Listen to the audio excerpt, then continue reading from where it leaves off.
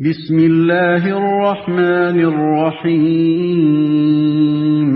اللہ کے نام سے جو رحمان اور رحیم کا رویہ اختیار کیا ہے، انہیں اللہ کے مقابلے میں نہ ان کا مال کچھ کام دے گا نہ اولاد۔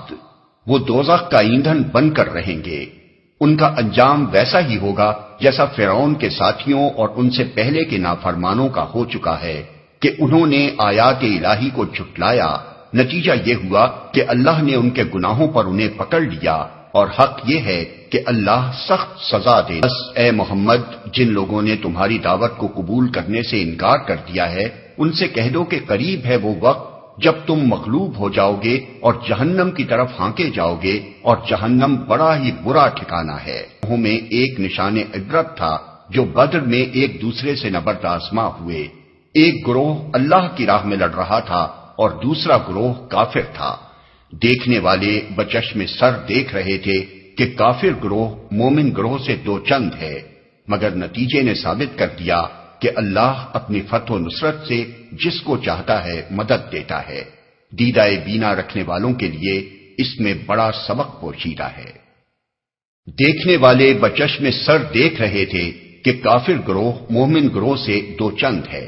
اگرچہ حقیقی فرق سہچند تھا، لیکن سرسری نگاہ سے دیکھنے والا بھی یہ محسوس کیے بغیر تو نہیں رہ سکتا تھا کہ کفار کا لشکر مسلمانوں سے دگنا ہے۔ دیدہ بینا رکھنے والوں کے لیے اس میں بڑا سبق پوشیدہ ہے۔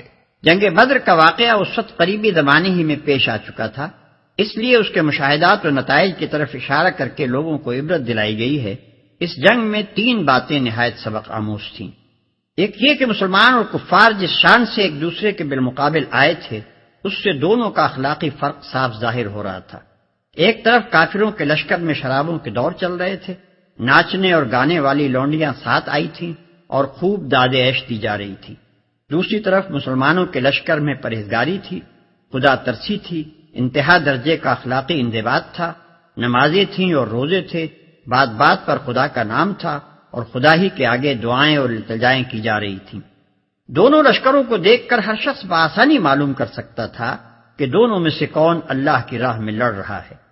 دوسری یہ کہ مسلمان اپنی قلت تعداد اور بے سر و سامانی کے باوجود کفار کی کثیر التعداد اور بہتر اسلحہ رکھنے والی فوج کے مقابلے میں جس طرح کامیاب ہوئے، اس سے صاف معلوم ہو گیا تھا کہ ان کو اللہ کی تائید حاصل تھی۔ تیسری یہ کہ اللہ کی غالب طاقت سے غافل ہو کر جو لوگ اپنے سر و سامان اور اپنے حامیوں کی کثرت پر پھولے ہوئے تھے، ان کے لیے یہ واقعہ ایک تازیانہ تھا کہ اللہ کس طرح چند مفلس و قلاش غریب الوطن مہاجروں اور مدینے کے کاشتکاروں کی ایک مٹھی بھر جماعت کے ذریعے سے قریش جیسے قبیلے کو شکست دلوا سکتا ہے جو تمام عرب کا سرتاج تھا۔